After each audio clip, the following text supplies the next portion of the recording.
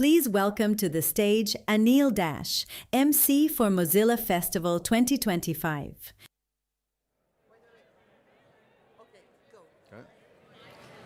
All right, y'all. Saturday night, we got a good one.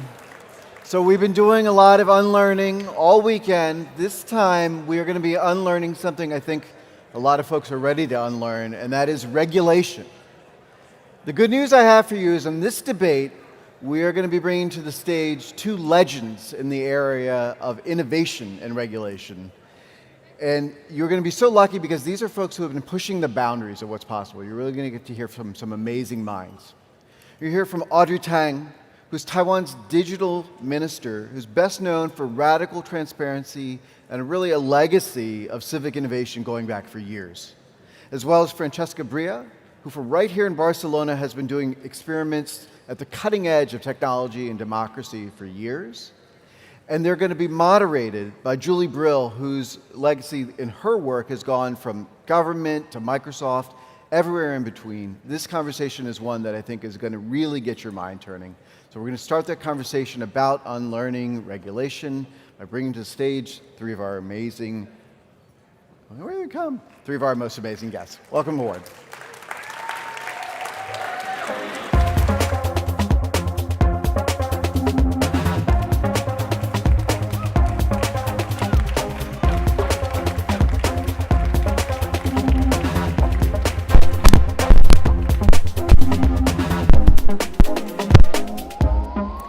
Hello, everybody. It is so great to see you all, and I cannot tell you how honored I am to be on the same stage with these incredible people. So we're going to get right to it, if that works for everybody. So I think, is that me making that sound? I don't know. Okay. So Audrey Tang probably needs very little introduction for many of you. However, Audrey is so amazing. There are a number of things that I need to let you know. Audrey is a Time 100 Most Influential People in AI honoree. He is Taiwan's cyber ambassador and served as Taiwan's first digital minister and the world's first non-binary cabinet minister.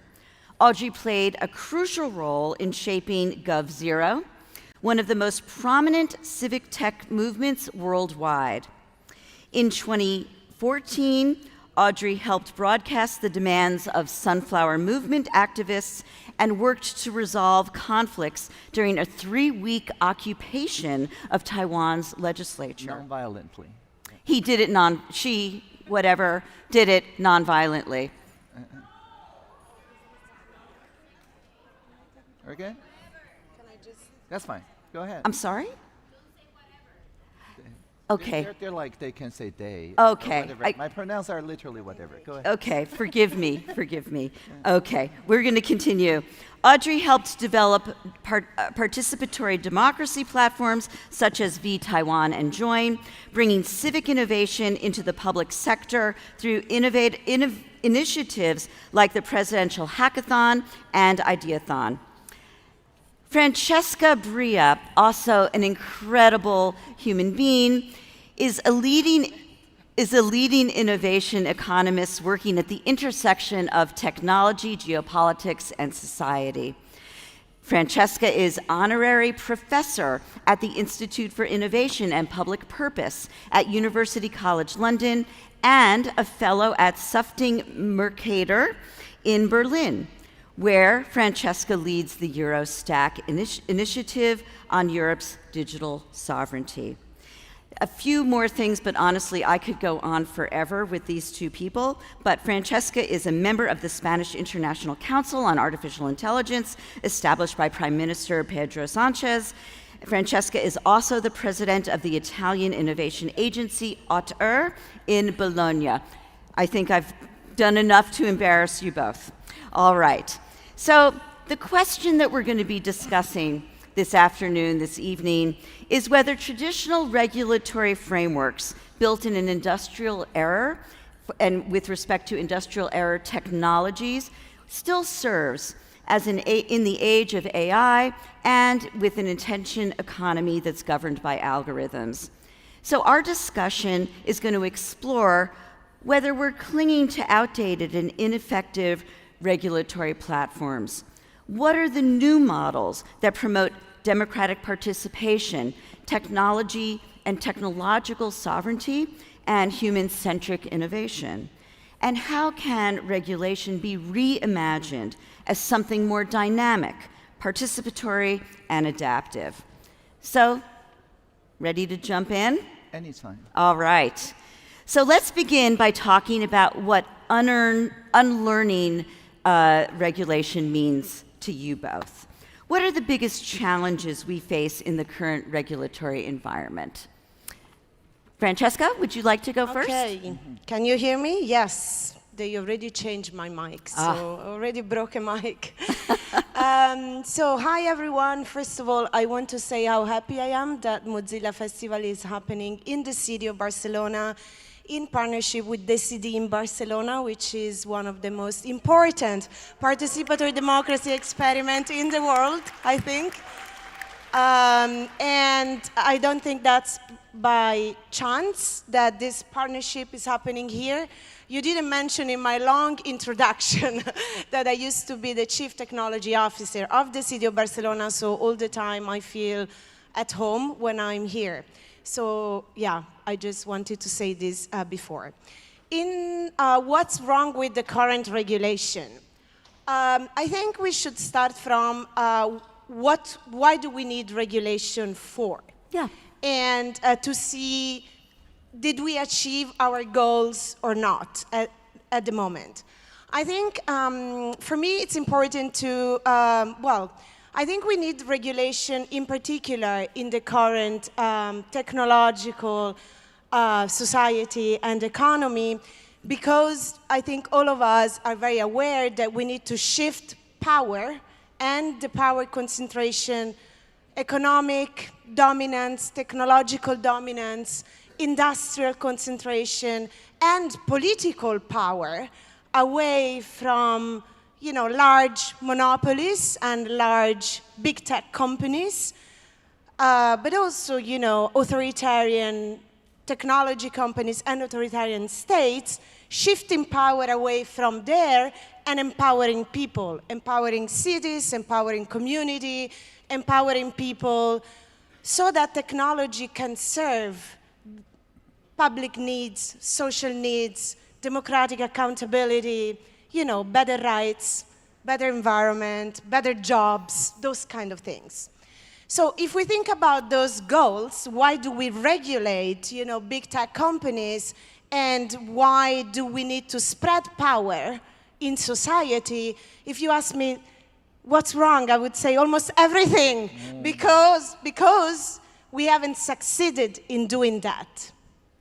And I would say actually that Europe has been focusing for the last 5 years.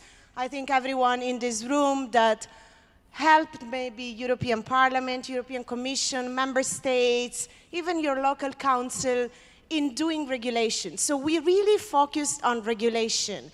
We created a big framework and, the GDPR, the Artificial Intelligence Act, the Digital Market Act, the Digital Service Act, many acts, and, proudly so. I was one of the people working very hardly with the European Commission, with parliaments, and, all democratic powers in order to enforce this regulation. Now, we understood that this is not enough. We have this regulation in place. First of all, are we enforcing this regulation? Not really. But certainly regulation is not enough. And I think there are two main reasons. The first one is that Europe now is actually under threat to implement, because it's trying to implement its regulation. So President Trump explicitly said European regulators that are trying to enforce the Artificial Intelligence Act, but also trying to tax our companies, trying to regulate our big tech companies, they risk sanctions. They risk sanctions they risk bans, they actually risk because they're enforcing their own laws. So we certainly have a very big problem there, and I think this is actually a problem of sovereignty, because if we are a sovereign country, we need to be enforcing our own laws. And if the pressures are too strong to enforce these laws, it means, and we're giving in, which I hope we are not doing, this means we are not sovereign. We have geopolitical pressures that are basically impeding Europe to enforce its own laws. And I mean, think about this, actually. I think this is a lesson for everyone in the world. You know, enforcing your own regulations that prevent big tech dominance. Actually, this is going a bit even beyond that. Because if you look at the trade deals, for example, the EU transatlantic trade deal that we just signed, not only we are enforced to buy, for example, 40 billion of NVIDIA chips, but also to really actually signing on giving away sovereignty, meaning the possibility to enforce our regulation and even, you know, getting into some cultural wars like banning woke AI. I mean, this is literally written into a trade deal. So I think the stakes are very high.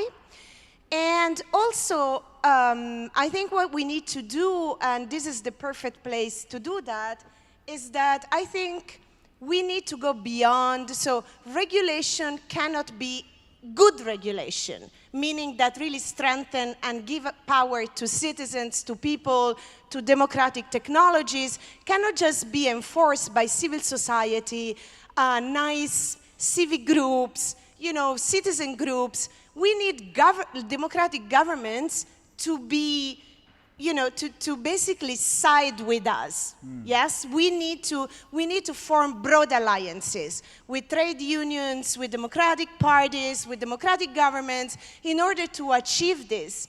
And for example, how many of you, technologists that know a lot about accountability, interoperability, open source, data sovereignty, how many of you were sitting in the rooms where these regulations were happening? How many of you had a chance to advise your MP, your regulators, the city hall, on how to make sure that these regulations are good enough to create democratic alternatives? Can I know how many of you? We have a few. Come on, you're Mozilla. How many of you?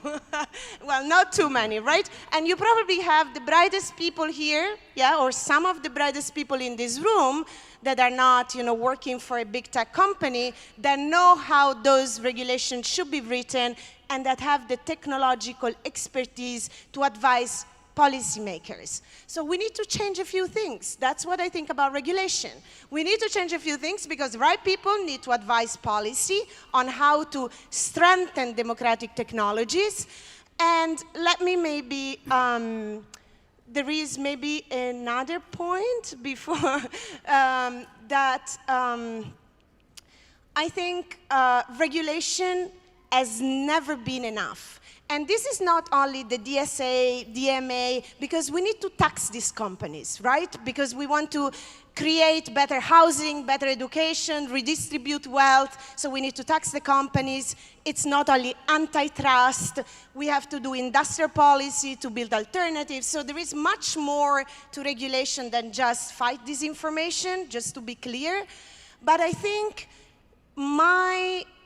what I really want to see now, in a moment of techno-authoritarianism, in a moment of, you know, big tech companies siding with authoritarian states, starting from the US, to attack democracy, because this is what they're doing, I think we need to build the alternatives. And regulation should create the space for the alternatives to exist. So my focus is actually not going to be on regulation and even not going to be only on implementing regulation, but on how, with people like Audrey, we build the alternatives that society needs and that these cities and communities need. Thank you. Awesome.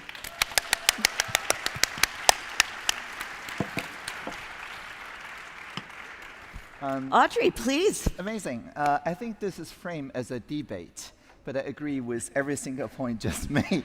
So there is no debate. I will maybe nuance a little bit, sharing Taiwan's experience. I believe one of the reasons why techno-authoritarianism can make so much inroads is that the people who propose alternatives are somehow deeply divided, because we live for the past 10 years in a very high ppm environment. I don't mean CO2 parts per million, although that's very important, but I mean polarization per minute.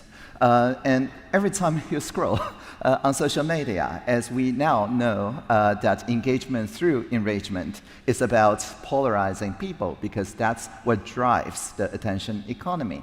And so even though that techno-authoritarianism may be opposed by like 5 various different factions that should actually work together, these 5 factions splinter and see each other as enemies more than the authoritarians. And so in Taiwan, we've been working to upgrade democracy as a kind of technology to cut through this high ppm environment by building what we call pro-social media rather than anti-social media.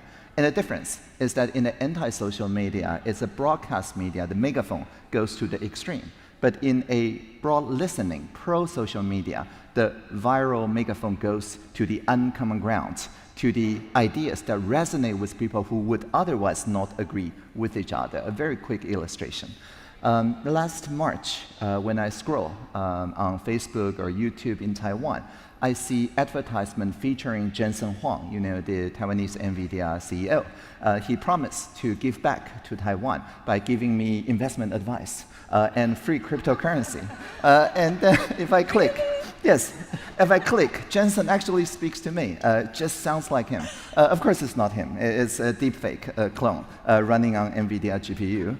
But this sounds really good because NVIDIA has good GPU. But anyway, the point here is that many people lost millions. But if you poll people individually, they're like, oh, the government should not regulate content. Taiwan is top in Asia when it comes to internet freedom. The government should stay out, net neutrality, so on and so forth. And so if you poll people individually, everybody is so splintered that there is no coherent bundle of ideas that we can use to push back against this deepfake scam disaster. And so what we did was we sent 200,000 text messages to random numbers, literally random numbers around Taiwan, asking what should we do together. And so people gave us ideas, and we know they came from Taiwan because these are Taiwanese numbers. And then thousands of people sign up saying, I would love to participate in the citizen assembly online if you choose me. And so we chose randomly 447 people, statistically exactly the same as the Taiwanese demographics when it comes to, you know, gender, occupation, place they live, and so on, age brackets. And so this microcosm convened online in a long afternoon in 45 rooms of 10 people each. And so each person looked at 9 other people over a video room, and they brainstorm on what to do. But we said up front, only the ideas that reach the uncommon ground in the room can propagate outside of the room. So what it happened is that the extreme views cannot convince the other 9 people, but the very nuanced, interesting views can. For example, one room came up with this idea: display on social media all advertisements as probably scam, until, right, what a good idea, right? So it's just mandatory labeling, probably scam. And then if Jensen Huang or somebody digitally signs off on it using KYC, digital signature, personhood credential, and then you take it out. Very good idea. And then the other room came up with the idea, if somebody lost $7 million to an investment scam, and Facebook posts that thing unsolicited to my eyeballs and it's unassigned, then let's not just fine Facebook. Let's make Facebook liable for the full 7 million because I did not subscribe to that poster. Again, very good idea. And another room says TikTok, ByteDance at the time, did not have a Taiwan office. So they can just ignore our liability rules. So what to do?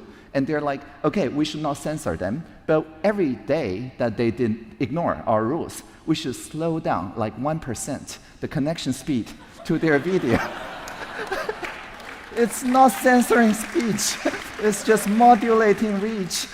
And the competition will probably win the advertisement budget and so on. So these are very good ideas because you clapped. And the 400 people all clapped as well. And so you can literally see the energy when everybody see a new, surprising, uncommon ground getting discovered. This is so newsworthy. People get so energetic.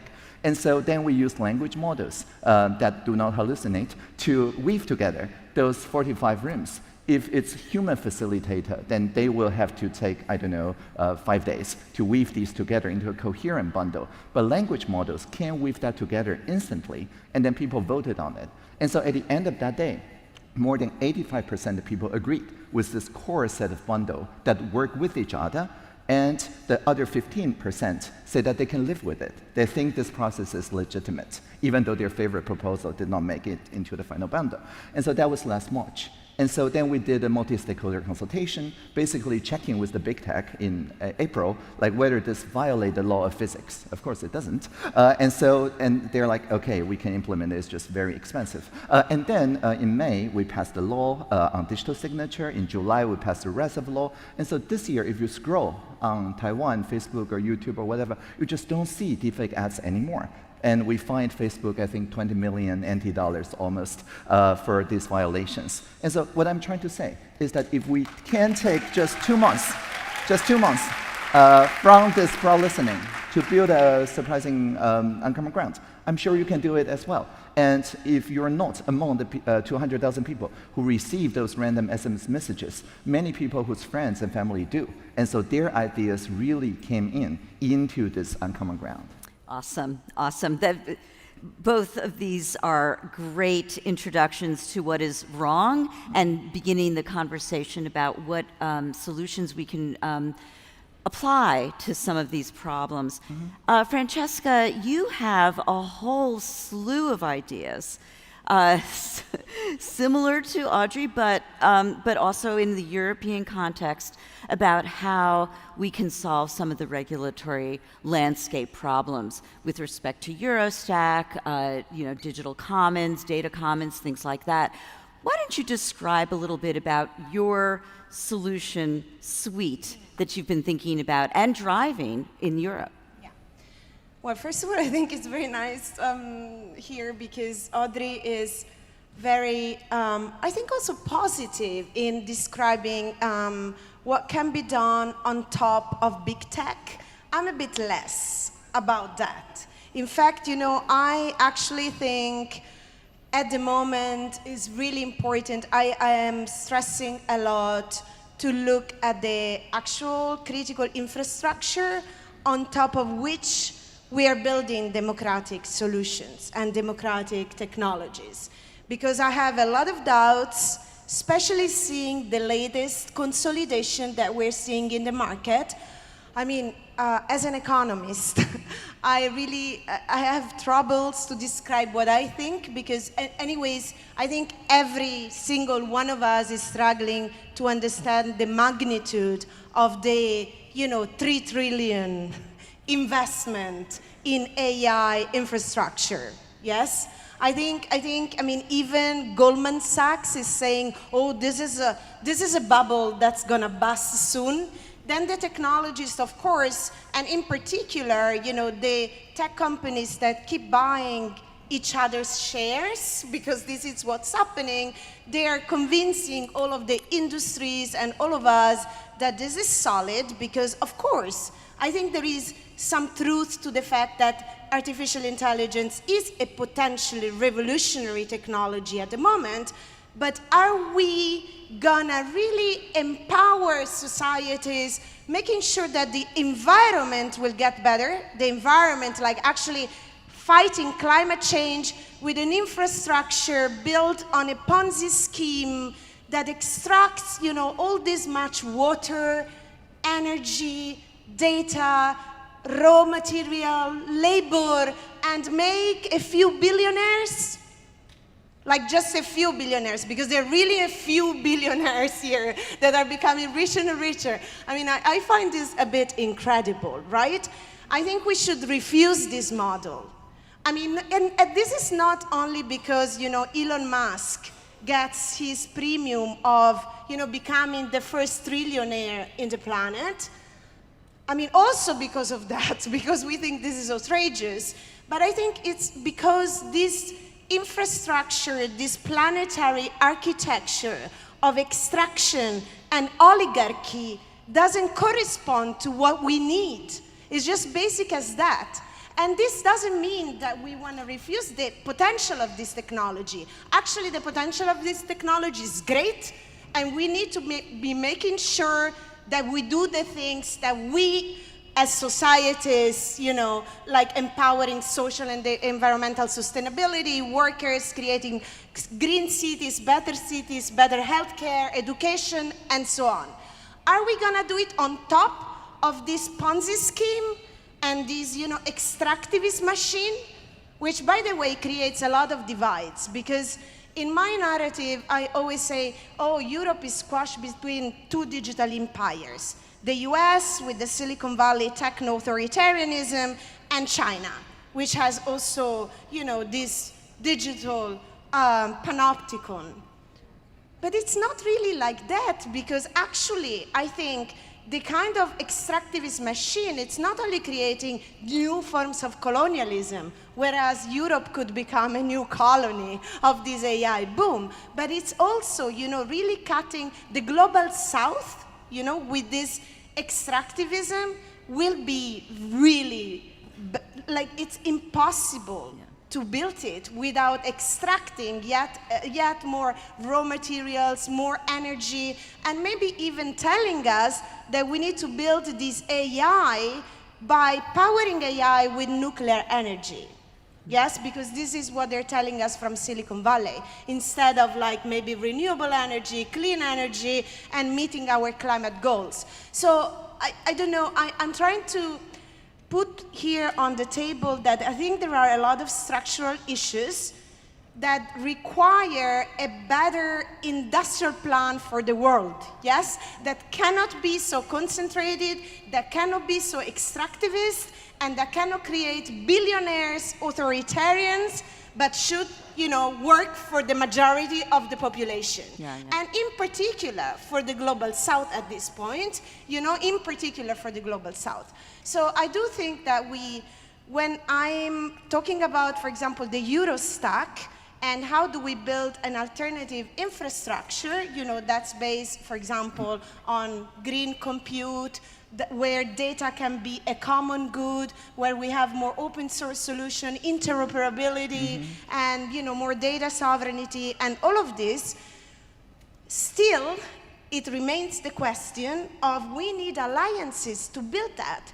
I mean, we do not want a Eurostack that's a kind of wall, that we build around Europe. It doesn't want to be protectionist. So that's not the type of sovereignty when we talk about technological sovereignty, because this word is everywhere in Europe.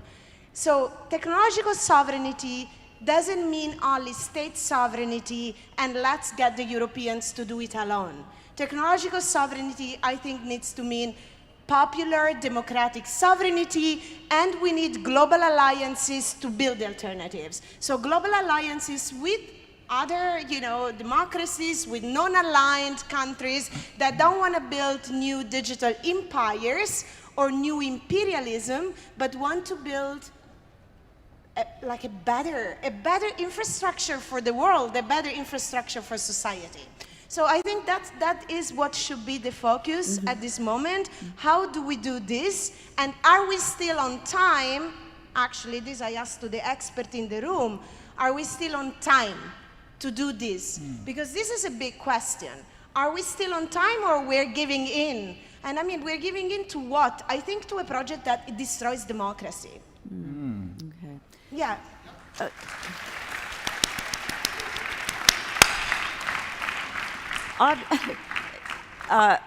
Incredibly powerful, and thank you. Awesome. Audrey, your thoughts. What are some of the systems that you would like to see put in place to bring out the new world, bring on the new world, and really empower individuals over the corporate concerns that you have and the government concerns that you have? Is the Euro stack part of the answer? Is vTaiwan and Join, are those part of the answer? How would you see weaving all of these together? Yeah, when we brainstormed about Eurostack last time in Brussels together, I really like the idea of building a Eurostack through interoperability, as Francesca just mentioned. And even in the US, there was precedents. We talked about how under President Bush, there was this mandate of number portability between telecoms.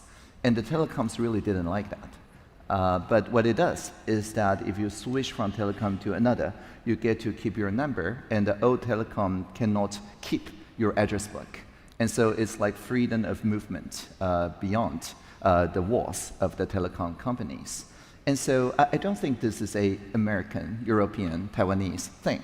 This is, I think, a fundamental freedom thing, a freedom of movement, of association, of expression, and to express that digitally, I think is very powerful. And so I'm really happy to see, for example, in the US state of Utah, they passed a law called the Digital Choices Act that take effect next July. And starting next July, if you're a Utah citizen, you can switch from, say, X.com to, say, Blue Sky or Truth Social. Those are open source. And you can then have interoperability between all of them. So you take your community with you. All the new likes, new follows, and so on, basically just flow to your new network. And what it will create is a new gravity, a new incentive structure, so that the platforms will have to compete on the quality of care. Currently, the platforms, because they can trap you in, the human in the loop of a platform's AI, human in the loop of AI, is like a hamster in a hamster wheel. And the wheel spins faster and faster. And the hamster probably feels like it's doing exercise or whatever, maybe feeling great, the dopamine and everything. But what it does is that it takes away the steering power. There's no way for hamsters to steer that wheel, because that wheel is fixed, it's a walled garden, you cannot move. But once we put the tech in the loop of society, then the society can start demanding, as you said, the smaller alternatives, because then the small alternatives can really compete, because then people just switch individually to them, and then the old big tech will then have to innovate based on the open source code that is smaller, like recommendation engine that actually respects our overt preferences instead of sabotaging our preferences and so on. And then they will have to switch to this kind of pro-social system, because then otherwise people have the freedom of movement to move out one by one. So building a free Eurostack in this kind of decentralized interoperable fashion, I think is much stronger than just having the European champions to build their vertical stack. Fascinating, fascinating. Audrey, your book, Plurality, promotes interoperable, community-driven systems. It's an incredible book, co-authored with, well, everybody, because it's open 100 source. people now. Yeah. Right, but also Glenn, who I know very well, and it's an awesome project. Francesca, of course, you're focused on many, many things, but part of your major focus is around European technological sovereignty. I would love the two of you to discuss whether you think plurality and sovereignty are aligned, or are they complementary, or are they in tension with each other? Audrey, do you want to go first? Sure. Yeah, so plurality to me means something like a geothermal engine that turns the magma, the volcanic heat of conflict, of polarization of this very high ppm moment into energy for co-creation. And this basically means that whenever we see conflict, we see polarization, we do not need to shy away from it, but rather we can bridge them together into something that the communities across the different aisles, for example, around climate justice on one side and the biblical creation care on the other, using this kind of bridging technology, they can see that they're actually talking about more or less the same thing, and then agree on the same object level policies together. So to me, I think plurality is a precondition to the kind of popular sovereignty that Francesca is mentioning. Because popular sovereignty doesn't just mean polling people one by one. It means crossing the boundaries of various communities without destroying those communities. It means that the parts within ourselves that associate with one community and another community and feeling the tension of being pulled apart can now cohere again using this idea of cooperation across differences or plurality. Oh, fascinating. Yeah. No, I don't see any contradiction, but I think it's worth maybe explaining a little bit the question around sovereignty. So first of all, as Audrey just said, and as we experimented here in Barcelona, and we continue to work on this, it's about really popular democratic sovereignty. It's not only about state sovereignty, because of course with state sovereignty, you can have nationalism, which is the problem of the moment. You know, far-right populism and nationalism, which are actually destroying the very idea of democratic sovereignty, which means the people decide, yes? The people have power to decide. But I think there is also another question. I, all the time, try to counter the idea of democratic sovereignty with privatized sovereignty. And I think this is what's happening today in with the big tech and with the tech oligarchy. So when we say, for example, that Europe is deeply dependent on foreign infrastructure, and I mean, believe me, it's 80% of the technology we use here are imported. We have 90% of cloud services that are subject to US Cloud Act.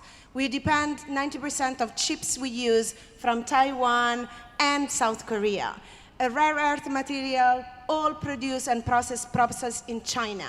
So AI models not made here, right? Our data is continuously mined and, you know, from these companies. So there is really, this is not a trade deficit. This is a sovereignty deficit. But we need to understand that we're not only talking about the chips, the cloud, the rare earth, the AI models, the infrastructure. What is happening is the privatization of the very function of democratic society, which is money, for example, through this crypto, you know, stablecoin project that now is happening in the US, where, you know, payment system can just escape any democratic, you know, public money issuance, which is very important. And that's why also we see in the US an attack to the independence of the Fed. We're talking about energy and the production of the very basic, you know, energy that power everything that we have, and to do that in a renewable, clean way and so on. We're talking about, you know, using our data for immigration. I mean, what's happening?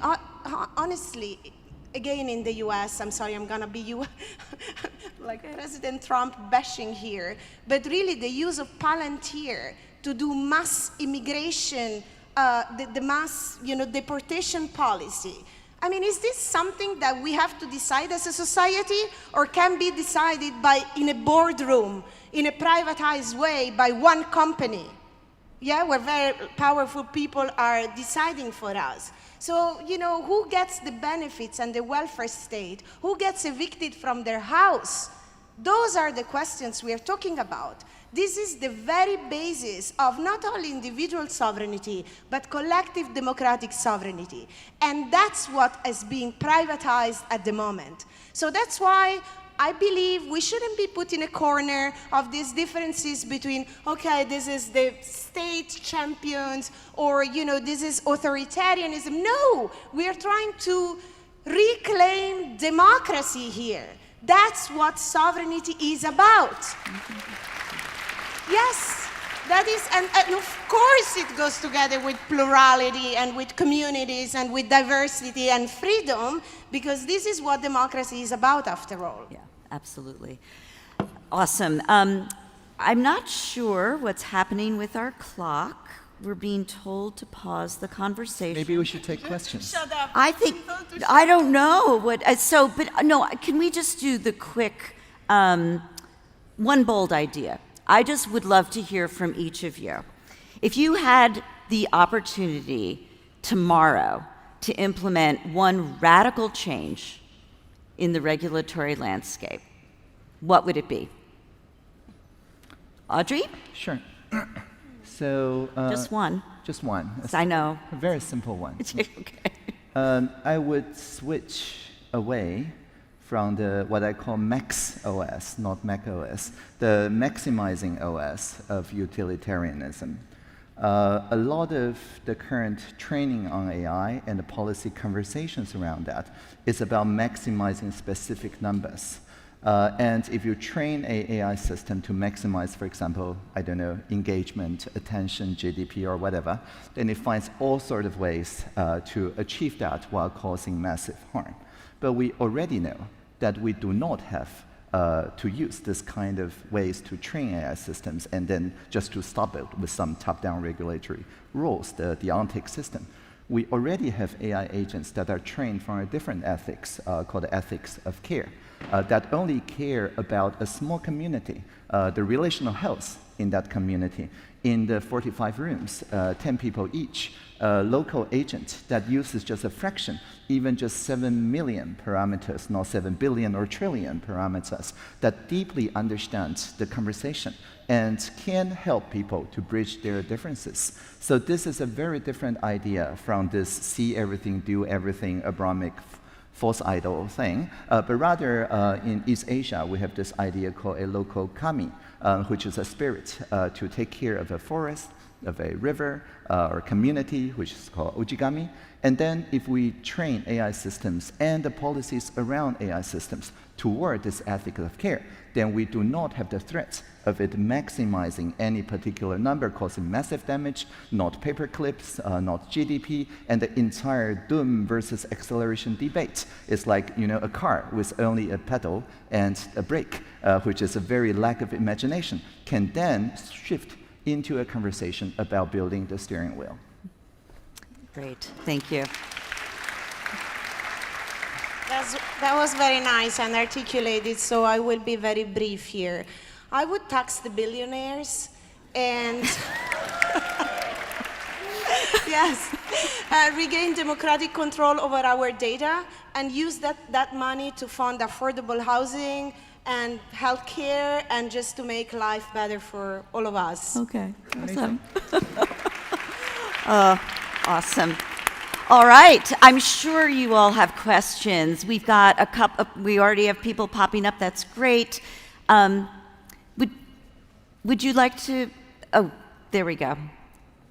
Please. Please go. We'll pause for a second before we come to the questions. Absolutely. Just wanted to, I think we'll come up. Do we have our microphone up? Great. Just wanted to, real quick, before we get to questions, I wanted to just acknowledge a moment that we had was distressing at the beginning of the conversation that I know was upsetting for many, and just want to provide a little bit of context. We know that this caused harm for a lot of people, and just wanted to give a little bit of context that was probably not obvious.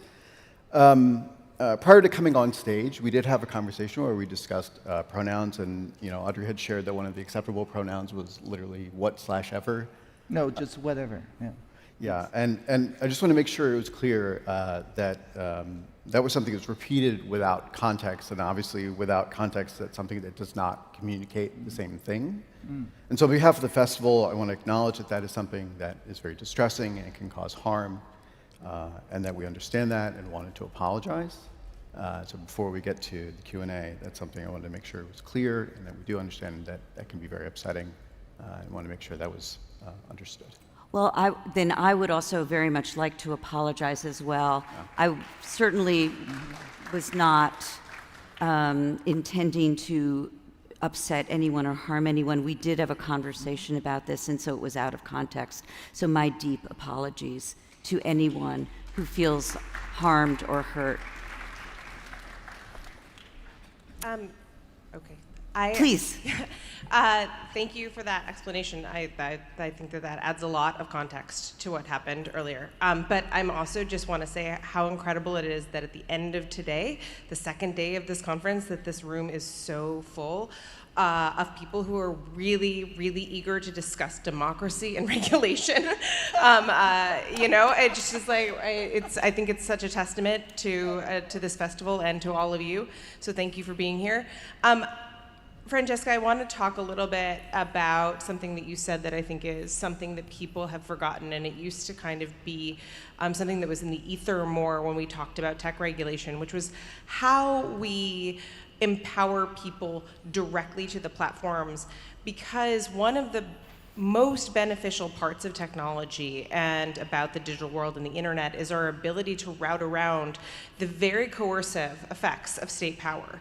And the only option that we've had over the last number of years, and I think that the techlash drove a lot of this, was this desire that in our frustration, we wanted to kind of use state power to regulate the tech companies without recognizing the fact that that was going to drive the billionaires and the heads of tech companies closer and closer to the regulators, and thus kind of collapse the triangle of power in a direction against individuals and users and citizens.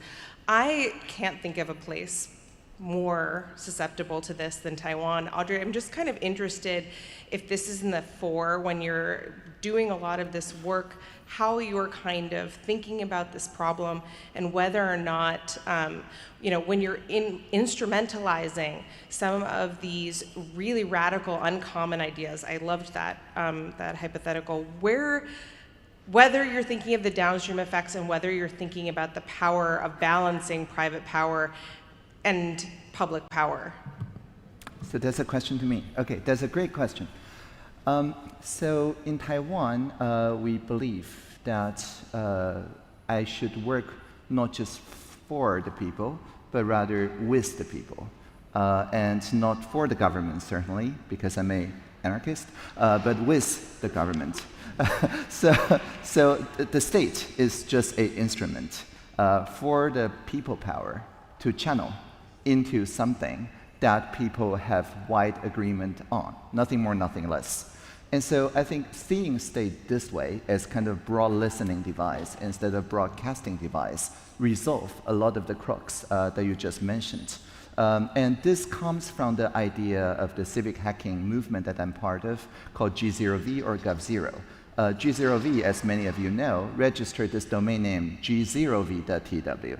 And for every government services that we don't like, which is something that gov.tw, you just build a shadow version of that. And anybody can just change an O to a 0 and get to the shadow government version, and which is always open source and Creative Commons. And so if people think, for example, that the contact tracing system during the COVID was not privacy preserving enough, like it's somewhat privacy preserving but not zero knowledge, then the gov-zero people just fork it and make a zero knowledge version. It was a completely open license, which then forces the government to adopt this new system within just 3 days.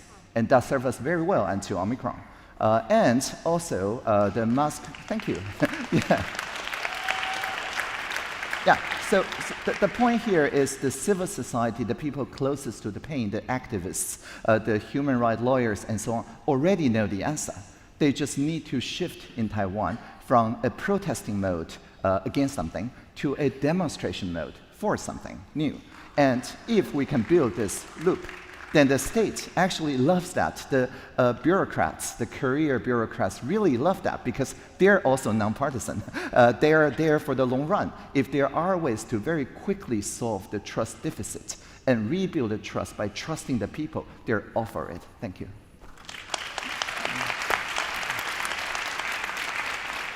Please. Hello. Hello. I don't think this is on. Hello. Okay, great. Hi, yeah. First, Julia, I wanted to thank you for the apology that you just offered. Of course. But I do want to share, that exact misgendering has happened to me personally in public spaces before, and specifically people calling me whatever. I understand you apologized, and I appreciate that, but I just want to, it really activated me physically in my body, and I'm not the only person here who felt that way. I'm sorry. So I think this is actually not, it's not really addressed to you. I think it's important to contextualize that in terms of, we're sitting here, we're talking about a critique of the way that the broligarchy right, is organizing our entire information system. And we talk often about how they're white men in the global north, and most of them live in San Francisco. They're specifically cisgendered white men who live in the global north. And so that's important because we live in a world where cis heteropatriarchy has been imposed on the majority of the planet's population through the process of settler colonialism and racial capitalism. That's why we're here today. That's how we got to a system of datafied control and the extraction of the free software movement, of all of our own personal data, of the creative labor, of the planetary creative labor of the human population has been privatized and turned into an extractive, force for profit in the hands of these cis white men who participated in that system, kind of unthinkingly. So the theme at Mozilla Festival is unlearn. So part of what we have to unlearn is we have to unlearn the gender system that's been imposed upon us and understand how it relates to this context of racial capitalism and how that produces the system of technology and AI firms that we're talking here about fighting. So just that's the comment, but I do have a question. So,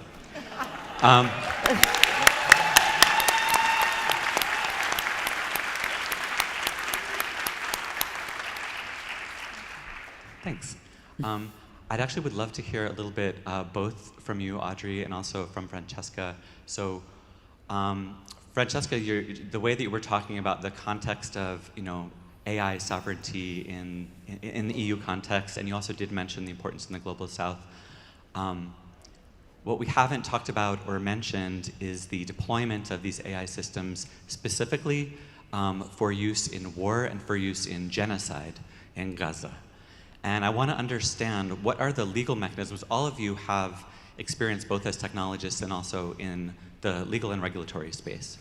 What are the mechanisms we can activate to actually push, fight, block, force, demand, and otherwise, use legal mechanisms to push these tech firms and any others that feel like they have impunity to continue selling literally AI systems that are being used for target selection, for house selection, the Where's Daddy program that was used to specifically kill people at the moment they arrive at their household so that their entire family will be martyred.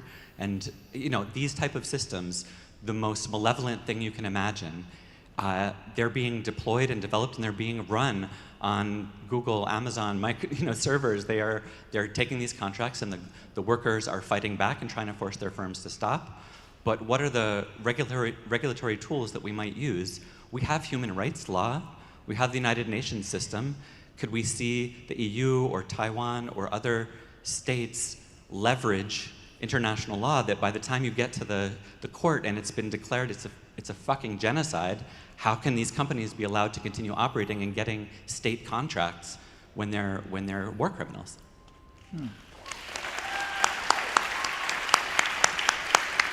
Great. It's a question about red lines. You want to take it?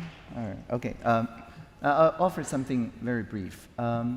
So I'm part of the signatory of the AI Red Lines petition, which was recently read by my friend Maria Ressa at the UN General Assembly. The thing about red lines, including the targeted selection, the AI swarms, autonomous weapons, lethal mass murdering weapons, and so on, currently, is that it's just not at the same level of awareness as not even the ozone depleting refrigerators back in the Montreal Protocol in the ozone. Which is why the UN, aside from very obvious ones, I don't know, AI robots should not launch nuclear missiles. Okay, it's a good start. But I mean, other than that, it's very difficult to get people into not even the uncommon ground, that's the surprising common ground, but not even the level of collective awareness that this is the dangerous cliff that we're heading toward. And if we're crossing the red line, then very soon the debate about pushing the pedal or pushing the brake would make no sense because then we'll be falling off a cliff and then the steering wheel will cease to function. And so I think raising the global awareness through issues like the Red Lines campaign and so on is something concrete that everybody can chime in. And the earlier that we can raise these red line conversations of what red lines counts as red lines in our jurisdictions, even in our towns, in our classrooms, and so on, the quicker we can bubble up these conversations so that it become, instead of everybody second guessing what are the actual red lines are, like in Japan they have a saying called reading the air, everybody just guessing the social norm, we can collectively write the air and make it common knowledge so that policymakers can no longer ignore those very tangible red lines. Thank you. Did you want to? No, yeah, I mean, maybe just quickly to add on what was already said, I think the starting point is to defend the international system, multilateral international system that we have. Also, that is under attack. And so I think the first thing is that. The other thing is that is obvious to all of us looking in what's happening with defense technologies. And I mean, I just now have a new project out, which is a map of what we've been calling the authoritarian stack. And it shows, you know, the increased expenditure on defense technology and how automated weapons, so AI weapons, but also really how specific companies in Silicon Valley, which are actually aligned with a reactionary ideology, are increasingly, let's say, taking on the role of the previous military-industrial complex into a new thing that we're seeing unfolding now. And I think it's very complex and very scary when you look at it and the power and how it's been deployed. And I mean, Gaza is one clear example also that we know about because the workers inside these companies have exposed the complexity of these systems and exposed how they've been operating these systems in the battlefield. We see similar things in Ukraine being deployed at the moment. So the concern, I think, is high. In the UN world, the Red Cross, all the experts, I mean, I know a lot of people, even there was a G20 when Pope Francis, before he died, was really putting this topic on the agenda. He actually proposed, and I mean, the Catholic Church is not really the most progressive organization on the planet, but it has been under actually Pope Francis, and he proposed to ban AI automated weapons. So, I mean, this was a proposal advanced, you know, by the Pope at the G20, the previous G20. So I think those efforts are there. I think we need to mobilize the scientific community. I mean, actually the scientific community, not the industry, unfortunately, but the scientific community has been very active, you know, signing documents. And I mean, this is the history also when the nuclear power was invented. You know, there was the debate between Einstein and Bohr about the use of the nuclear weapon. And, you know, I mean, all of this needs to be very much present, I think, in our debate and maybe create more awareness on or how... human cloning, yeah, or the ozone. Yeah, There are many examples. So I think, but it is a crucial element that, yes, and maybe finally, what's difficult sometimes is that, yes, we see that the same systems that we use for commercial activities or even to train our data for commercial purpose and so on are then used to deploy these weapons. And it's the same pipeline. And this is troubling. I mean, even for us to understand the complexity, because you're thinking, okay, how can we separate, you know, the use of AI systems to do good things that we want to do and to increase productivity, competitiveness, do stuff, you know. I mean, this is all actually fine. And, you know, how do we prevent this other use that we don't even know where it can lead to? So I think we need to obviously work on this topic and empower the organizations that have to do that, and I think the UN and the multilateral international system is a key one. Thank you. Last question, we're running out of time, but please. Yeah, I'll keep it short. You mentioned towards the end, Francesca, the idea of sort of these transition funds that could be used to sort of build houses or all of those sort of harms of the AI. So Waymo takes over, autonomous vehicles, we've got millions of people, drivers out of job and so on and so forth. And then using those funds to be able to sort of fix what tech just broke, right? I love that idea. I think if we are a bit more proactive, and I sort of came down to the end of what you were mentioning, what would be practical ways? How do those funds, you think, look? If we were to look into the future, millions of jobs going away, what do you think could be done now, and how can we all get together with you and others to sort of build that proactively now in order when those jobs are lost or the other impacts of AI that come there, so we can then tackle them beforehand? I would love to get your insights. Thank you. Yeah. Oh my God, first they said, it's Saturday evening, we're discussing regulation, now we're discussing finance and taxation, even more exciting. Well, I think beyond the taxing the billionaire, which I still think, actually, in Europe, there was really many proposals of big tech taxation and digital service taxation and so on. Now this has been all blocked because of the backlash that we're having in trade deal and negotiation with the US, because this is one point that really, understanding dependencies is very important to understand how you can't even implement a regulation like that, which is taxing a fair taxation of this large corporation. I think this is very important, and we have to continue. That's my opinion. We have to continue, we have to implement it. Actually, Spain has it. They have a taxation, they can't enforce it, but we need to continue to work on that.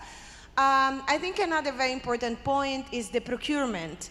Another very sexy topic for Saturday evening, because that's how we buy 70% of our money, which is taxation, goes into procurement. Procurement, that's how we buy stuff in government.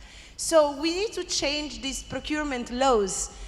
In Europe, we're really trying to push that and to put sovereignty criteria in procurement, but also other possible, criteria on how to do that, because now we're spending all this money back into, proprietary cloud and NVIDIA chips and so on.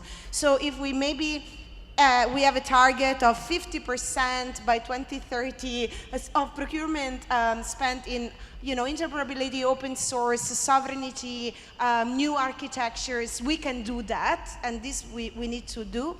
And then the funds itself, you can mix the fund. So we, for example, in the Eurostack are proposing a European sovereignty tech fund, to enable this kind of experiments. And you can start from a 10 billion fund, you can get to a 100 billion fund, 300 billion fund. You want more? If we have more, yes, because actually a lot of this stuff is very expensive. And then when you talk about what we do with the unemployment, I think this is a very important topic. We are not discussing this enough, and we know this is coming, and we know also that new jobs, of course, will be created. But I think the most important thing is how we create public value and how we make sure, again, that we organize society in a way that this wealth that we produce, this increase in productivity, which is real and happening, can really be distributed and empowered to do the right things. Affordable housing being one of them. And I say this because in Barcelona, yes, they have been fighting, and the mayor has been fighting for so long for affordable housing and as being like the first right, the first human right. So we always have to remember that at the end of the day, it's about doing the stuff we need, which is better healthcare, affordable housing, green cities, better jobs, yes? So, we could talk a lot about how we structure these funds and how we can, then deploy them and make sure that we have actual outcomes, and we fund the right things. But this is happening. I think there is a lot of push to do this. And what we are seeing now is that the AI infrastructure, 60% of these 3 trillion is private credit. And this is where the bubble can really be. Private credit, 60 or 70%, and the rest is funded by big tech. I think it's very unsustainable. Thank you. Will you please all join me in thanking Audrey Tang, Francesca, Bria. Thank you so much. Thank you. Thank you to our speakers. Thank you so much. Very grateful. Thank you so much. It's been a great day. I think our speakers have done the impossible, which is making us optimistic about regulation, which is not a feeling we're used to feeling. Thank you again. I want to give our speakers a round of applause. You did a great job. This is going to wrap our programming for the day. One thing I also wanted to say, I think is a special thing about Mozilla and Mozilla events. These are meant to be a two-way dialogue. This is the kind of place where we do welcome people calling us in. You are meant to have a two-way dialogue, give feedback, and share what you think. We're grateful for that. This is the kind of place where these conversations happen. Mozilla events are a special place. This is a special community. We're grateful for that. And this wraps the programming for this stage for today. We will see you all bright and early in the morning. Go out and have a great Saturday night. Good night. Thank you. Thank you. That's great. Thank you. That was great. You did a great job. Everything's great.